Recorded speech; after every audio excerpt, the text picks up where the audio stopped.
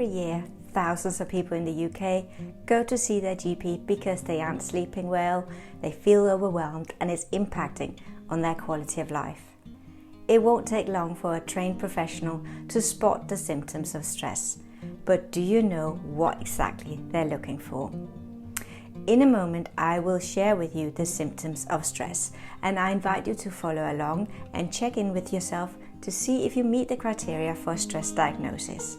We are going to play Doctor Doctor. My name is Katja Nielsen. I'm a stress therapist and the owner of Nordic Touch Stress Solutions. I help high-performing teams and busy professionals spot the signs of stress and adopt evidence-based techniques for stress prevention and stress reduction. You and your team can find a perfect work-life balance. You can unlock a life where you get enough quality sleep, make healthy choices, and enjoy positive relationships. But for that to happen, you need to know when you have reached a dangerously high level of stress so that you can slam on the brakes. Let's play Doctor Doctor. The rules of play are simple. I'm going to list the most common symptoms of stress, and if that issue is featuring in your life, you say to yourself, Doctor Doctor. So if I say digestive problems and you suffer from IBS, for example, you say Doctor Doctor. Easy, right? So let's go. To give the diagnosis of stress, which by the way isn't a formal diagnosis, but more a general description of how a patient might be feeling, you'll need to look for a range of symptoms. Let's start with physical symptoms. Your body is built for balance, or homeostasis as we call it. It's a fine-tuned machine where brain and body work together to keep you feeling well. When you're suffering from stress, there are a range of physical symptoms that typically present. Say Doctor Doctor if any of the following applies to you. Headaches and migraines, dizziness, muscle tension especially in the shoulder and neck area, general muscle pain and aches, stomach problems, chest pain, a faster heartbeat or heart palpitations, sexual problems. All of this happens because energy is diverted away from the digestive system, away from your reproductive system, to feed your heart and your lungs so that you can run or fight this oncoming threat that you seem to be fighting on a daily basis. Next, we have mental problems. Mental problems arise very quickly when you're under pressure. Say Doctor Doctor if you experience any of the following.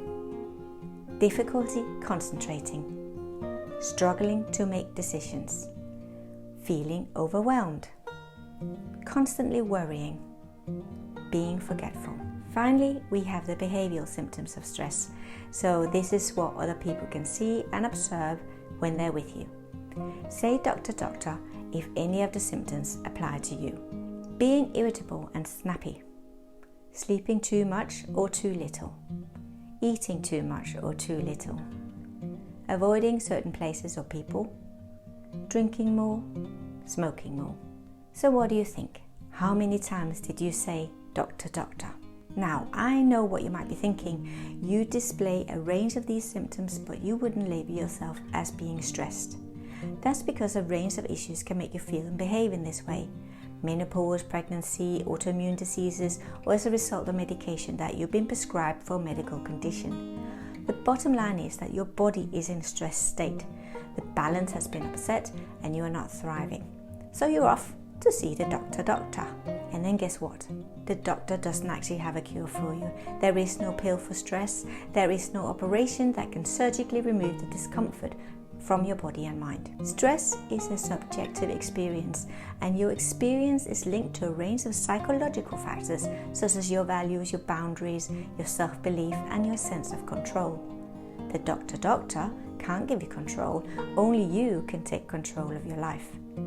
So to finish off for today, I would like you to spend a minute contemplating how you can take control of just 1 hour of your day.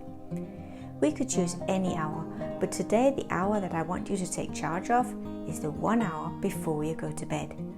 Sleep restores us and revitalizes us.